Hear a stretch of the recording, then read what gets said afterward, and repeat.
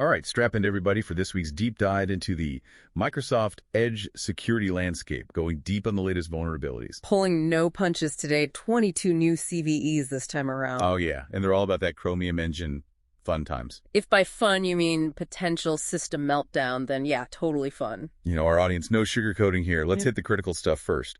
Remote code execution, always a crowd pleaser. Crowd pleaser for all the wrong reasons, sadly. We've got CVE 2024-4903 and CVE 2024-43596, both RCEs. Right off the bat, those are going to make some sysadmins sweat. Especially 49023, that one's got some teeth.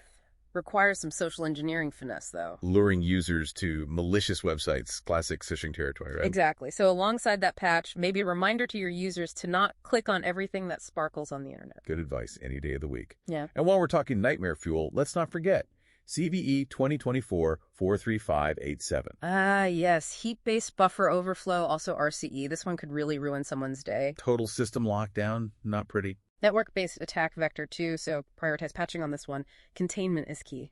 Don't let it become patient zero on your network.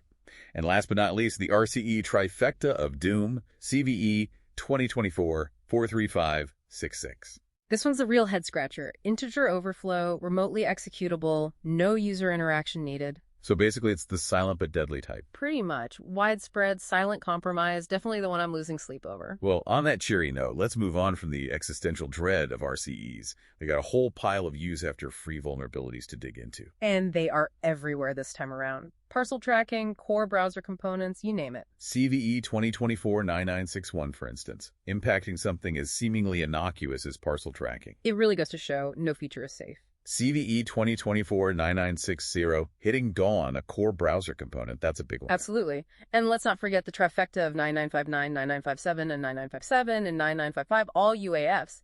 But each one hitting different areas, dev tools, UI, and generic Chromium contexts. That's like a game of whack-a-mole, but for security vulnerabilities. And these moles can really mess up your system if you don't patch them fast enough. And it's not just those UAFs causing chaos, right? We've got a whole other category of vulnerabilities staring us down. Data validation, or the lack thereof. Yeah, always a classic. CVE 2024-9966, 9965, and 9963.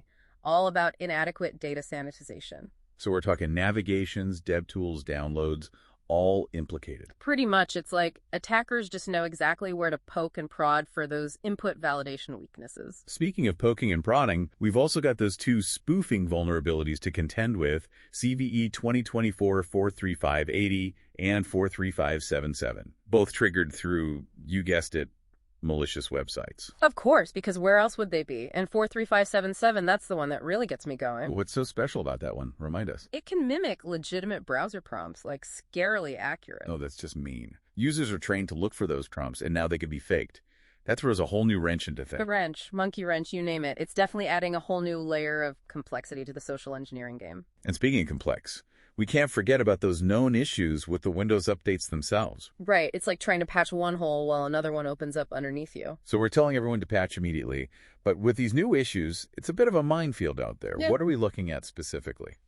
Well, there have been reports of some, shall we say, reboot inconsistencies. Ah, the classic. Details, please. With Windows 11 23H2, specifically after installing that September 2024 non-security preview update, seems some folks are having trouble getting their systems to, start back up again. Always a good look. Anything else keeping us on our toes? Similar reboot issues reported on 22H2 with the same update. And for the Windows 10 users out there, well, let's just say that August 2024 update might be causing some headaches for anyone running a dual boot setup with Linux. So it's a mixed bag of fun this time around. Extra vigilance is definitely key with these updates. Absolutely. Double-check compatibility. Stage your rollouts carefully, especially for those mission-critical systems, the drill. Because nobody wants to be the one who accidentally takes down the entire company network. Exactly. It's a delicate dance between urgency and caution. Gotta find that sweet spot. The eternal struggle of a sysadmin. But on a more positive note, let's talk about actually addressing this avalanche of vulnerabilities.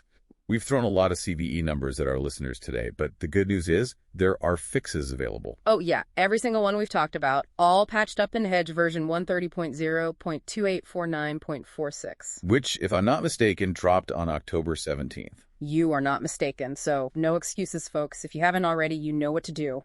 Drop everything, get patching.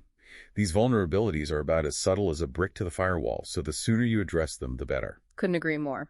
And hey, while you're at it, maybe take a moment to remind your users about the importance of good security hygiene. Because sometimes a little reminder can go a long way. It really can.